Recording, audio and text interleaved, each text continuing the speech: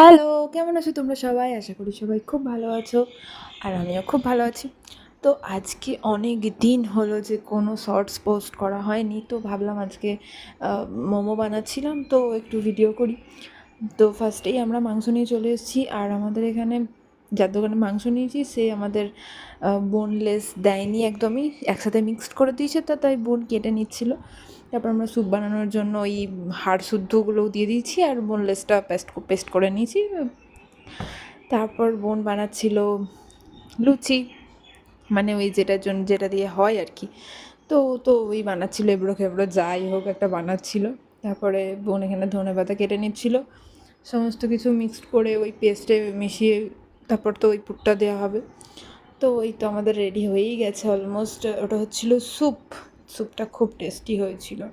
আর এই যে আমরা যে সসটা বানিয়েছি সেটা আছে, আর একটু টমেটো সস দুটো মিক্সড করে খাচ্ছিলাম, ওয়াও লাগছিল। জানিও তোমরা কেমন হয়েছে।